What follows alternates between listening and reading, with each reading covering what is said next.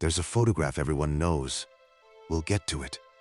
But first, some accounting is owed, because before there was a photograph, there was a tournament, and Roberto Baggio spent most of it doing things the record books remember better than the public does.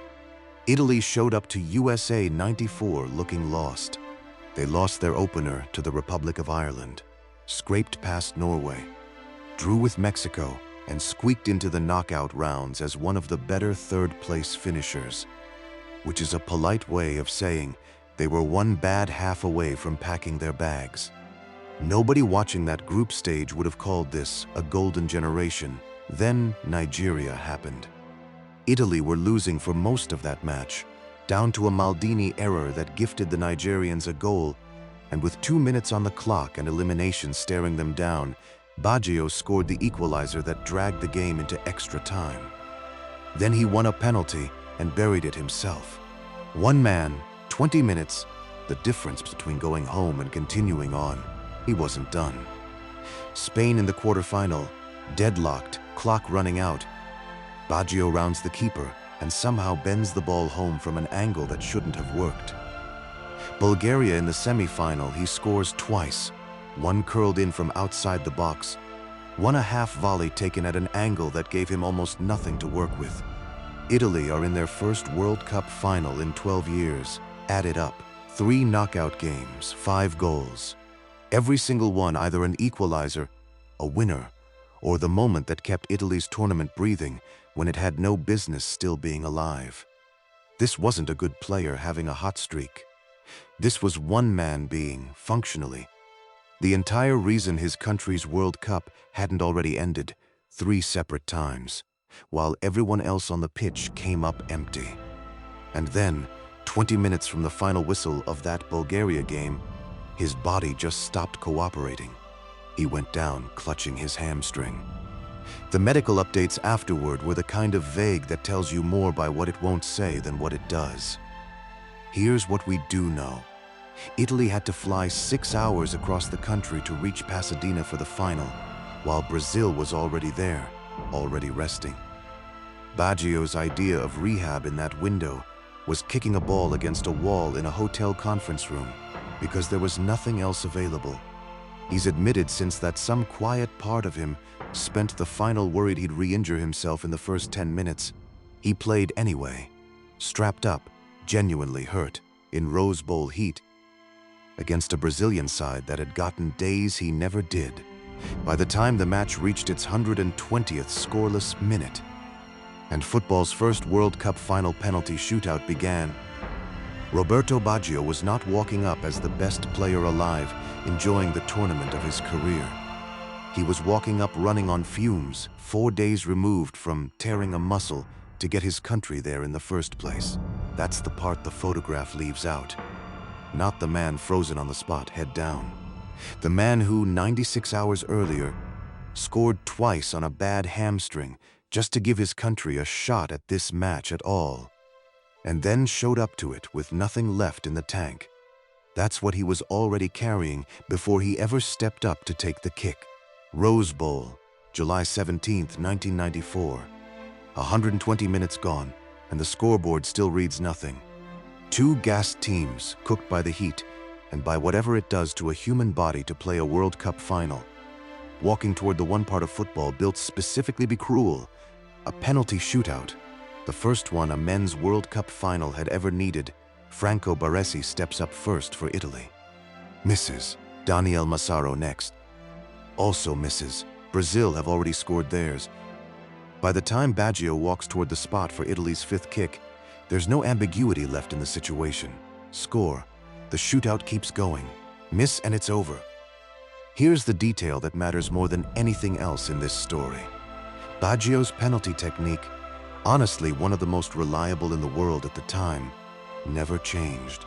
Same long run-up starting a few strides outside the box, same controlled approach. Ball struck low, aimed at the keeper's right side. He didn't go high. He never went high. This one sailed over the bar. To understand why, go back to the same mechanism we've talked about on this channel before. Explicit monitoring theory, The idea that a skill living deep in automatic procedural memory can get hijacked mid-execution by the conscious brain. Normally, a penalty this rehearsed runs on autopilot. The prefrontal cortex, your brain's center for second-guessing and risk calculating, stays out of it. The body just does what it's done 10,000 times. Under pressure like that, autopilot shuts off. The prefrontal cortex switches on, tries to grab the wheel on a movement it was never supposed to touch, and injects static into a system that was never built to run with supervision. The foot still swings, the technique still fires. It just fires through interference. Now stack the physical reality on top of that. Baggio wasn't stepping up fully fit. He was 4 days removed from tearing his hamstring, 6 hours of cross-country travel behind him, playing through strapping in Pasadena heat with barely any real recovery time. Cortisol doesn't care what shape your body's in when it floods your system. And a body already running on fumes has that much less capacity left to absorb the flood without its motor control degrading. The ingredients for the brain to override the body weren't just present that afternoon. They were stacked 3 deep. None of this is a guess dressed up as science either.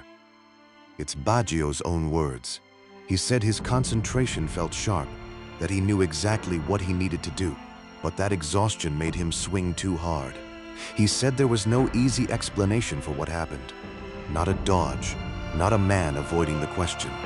A world-class athlete describing, from the inside, the exact thing sports science would later put a name to from the outside. Precision undone by a mind that tried to take control of something it should have left alone. The ball didn't clear the bar because Roberto Baggio lacked skill or nerve or the willingness to own the moment. It cleared the bar because a brain and a body, both already pushed past what either could reliably give, ran into the single most pressurized 3 seconds football has ever produced. And that day, the machine that had carried an entire country there simply couldn't hold the line one more time. There's one photo. You've seen it even if you've never watched a second of the 1994 World Cup. Baggio, frozen on the penalty spot, hands on hips, head down, ponytail hanging while Brazil celebrates somewhere behind him in a smear of gold. For most of the world, that single frame is the entirety of who Roberto Baggio was. Sit with how odd that actually is for a second. Franco Baresi missed a penalty in that same shootout. So did Daniele Massaro. Both of them went before Baggio. Both of them pushed Italy closer to the edge. And neither carries a fraction of the cultural weight that one photograph handed to Baggio. Baresi was one of the great defenders of his generation, and his miss is a footnote most people don't even remember. Massaro's barely registers at all. 3 men missed from the same spot, in the same match, under the exact same unbearable pressure. Only one of them got turned into a symbol. That's not random. It's just how collective memory behaves when it needs to compress something too big and too painful to hold onto whole. Researchers who study this call it symbolic compression. A complicated, multi-person failure gets flattened into a single image because a grieving public can't carry 3 separate stories of blame at once. It wants one face, one posture, one frozen instant that can stand in for everything that just got lost. Baggio, unfortunately, was the perfect target for that flattening. He was the best player alive that summer. He wore the number 10. He'd scored the goals that got Italy there in the first place, which meant more eyes, more hope, more expectation were already sitting on him than on anyone else on that field. When the camera caught him standing dead still, silent, visibly gutted, it captured something Baresi's and Massaro's misses never gave anyone. One clean, aesthetically devastating image of grief, attached to the one man the whole country had already been watching hardest. The photo didn't distribute the blame fairly. It just grabbed whoever made the cleanest picture. And unlike the story of a wink misjudged by a heartbroken country, nobody ever came back and corrected the record here. There's no Ferguson in this one. No manager standing in front of cameras refusing to let the story stick. No two golden seasons quietly burying the image under a mountain of trophies. Baggio has talked about this himself, plainly in his own words, with nobody else writing the script for him. "I failed that time," he said, period, "and it affected me for years." He's described the moment right after the miss as feeling like he was dying inside. Said he still dreams about it. Said if he could erase one moment from his entire career, it would be that one. There's no redemption arc waiting at the end of this. Baggio kept playing, kept scoring, stayed one of the most adored footballers in Italian history all the way to retirement. But that photograph never moved. It's still sitting right at the front of the memory, permanent, unresolved, because the story that got built around it was never really about fairness to begin with. It was about which image was clean enough to carry an entire country's heartbreak. And Roberto Baggio, standing perfectly still through the worst 3 seconds of his career, handed them exactly that.